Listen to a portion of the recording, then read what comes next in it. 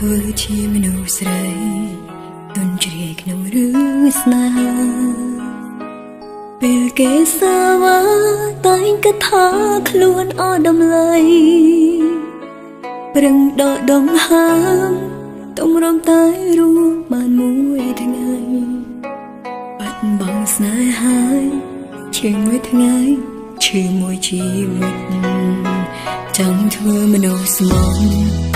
តែรู้បានប៉ុន្មានថ្ងៃស្នេហ៍បរាជ័យរួដើម្បីឈឺចាប់ប៉ុណ្ណឹងគ្មានថ្នាំព្យាបាលគ្មានអ្នកមើលថែមកចំពោះគេបានត្រឹមតែស្មោះស្រីម្នាក់នេះធ្លាប់ខំលើអ្នកណាឈឺចាំយ៉ាងនេះ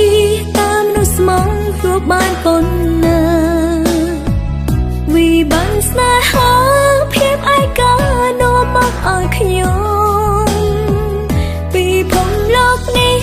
ដល់ចង្អៀតសម្រាប់តែមនុស្សស្មោះស្នេហ៍ដូចខ្ញុំសម្រាប់តែគេបោកបន្លំនាំខ្ញុំឈឺចាប់ស្នេហាមួយនេះឲ្យមនុស្សស្មោះឈឺរៀងរាល់ថ្ងៃពេលគេមានថ្មីឈឺរ៉ាំរ៉ៃគឺជាអ្នកស្មោះលួងលោមខ្លួនឯងក្រែងធ្វើចិនតងថាជាសបានតែចង់ឈឺខ្លាំងយ៉ាងនេះហើយអ្វីខ្ញុំមិនស្លាប់ទេ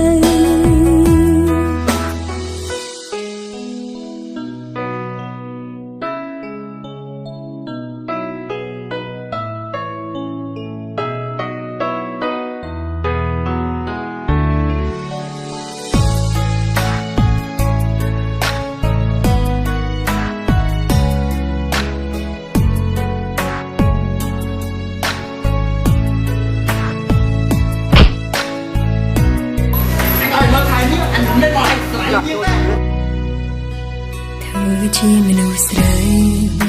ទន់ជ្រាយក្នុងរឿងស្នេហាពេលគេសាវាតែងគិតថាខ្លួនអស់តម្លៃ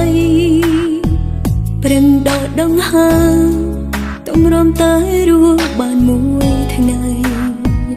បាត់បង់ស្នេហាឈឺមួយថ្ងៃឈឺមួយជីវិត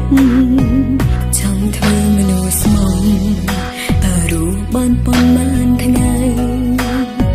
ស្នេហ៍បរាជ័យរួដើម្បីឈឺចាប់ប៉ុណ្ណឹង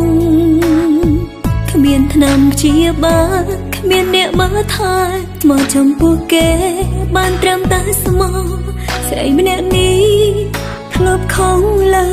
អ្នកណាឈឺចាំយ៉ាងនេះតាមនោះស្មោះរួចបានប៉ុណ្ណាវិបានស្នេហាភាពឯកានាំមកឲ្យខ្ញុំពីភពលោកនេះដល់ចង្អៀតសម្រាប់តែមនុស្សស្មោះស្នេហ៍ដូចខ្ញុំសម្រាប់តែគេបោកបន្លំនាំខ្ញុំឈឺចាប់ស្នេហាមួយនេះឲ្យមនុស្សស្មោះឈឺរៀងរាល់ថ្ងៃពេលគេមានថ្មីឈឺរ៉ាំរ៉ៃគឺជាអ្នកស្មោះលួងលោមខ្លួនឯងក្រែងធ្វើចិនតងថាជាសបានតែចង់ឈឺខ្លាំងយ៉ាងនេះហើយអ្វីខ្ញុំមិនស្លាប់ទេឈឺចាំយ៉ាងនេះតាមនោះស្មោះរួចបានប៉ុណ្ណាវិបានស្នេហាភាពឯកានាំមកឲ្យខ្ញុំពីភពលោកនេះ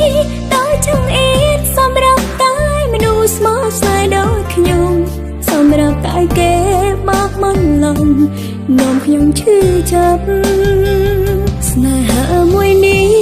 ឲ្យមនុស្សស្មោះឈឺរៀងរាល់ថ្ងៃពេលគេមានថ្មី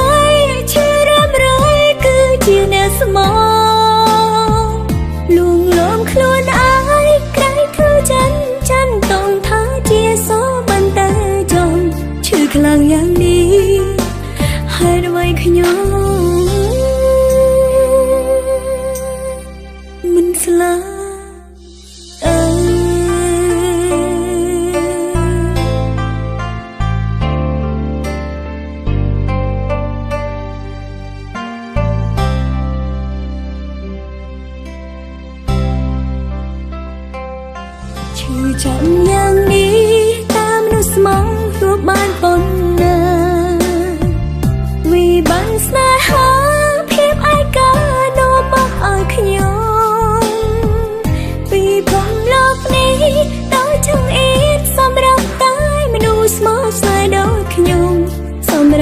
គេ